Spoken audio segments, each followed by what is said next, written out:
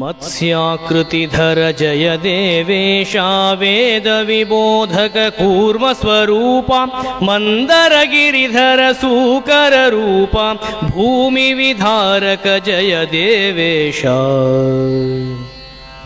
कांचन लोचन नरहरि रूपा दुष्ट हिरण्यक भंजन जय भो जय जय वामन बलि विध्वंसी दुष्ट कुलांतक भार्गव रूपा जय विश्रवसुत विध्वंसी जय कंसारे यदुकुल तिलक जय वृंदावन चर देवेशा देवकी नंदन नंद कुमारा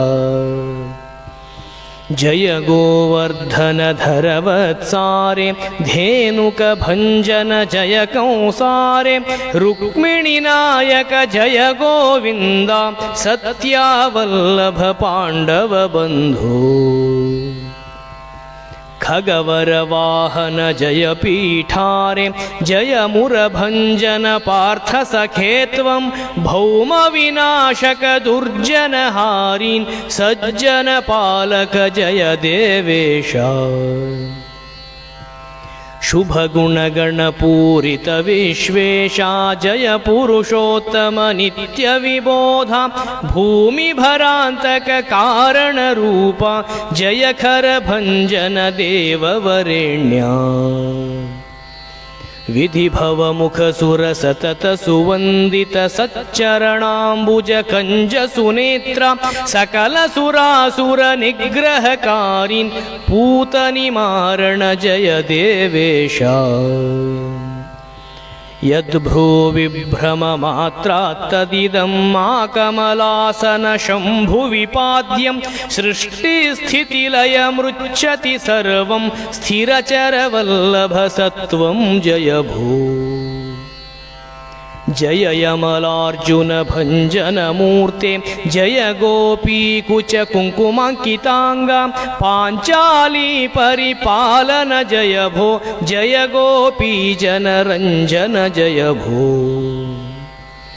जय रासोत्सव रत लक्ष्मीशा सतत सुखार्णव जय कंजाक्षा जय जननी कर पाश सुबद्धा हरणान्नवनीतस्य सुरेशा बालक्रीडन परजय भोत्वं मुनिवर वंदित पद पद्मेशा कालिय फणिफण मर्दन जय भो द्विजपत्न्यर्पित मत्सि विभोन्नम्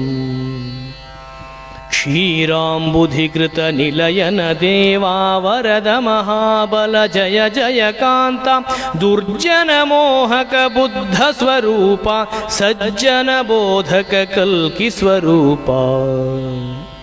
जय युगकृत दुर्जन विध्वंसीन् जय जय जय भो जय विश्वात्मन् जय युगकृत दुर्जन विध्वंसीन् जय जय जय भो जय विश्वात्मन् इति मन्त्रं पठन्नेव कुर्यान्नीराजनं बुधः घटिकाद्वयशिष्टायां स्नानं कुर्याद् यथाविधि इति दामोदरस्तोत्रम्।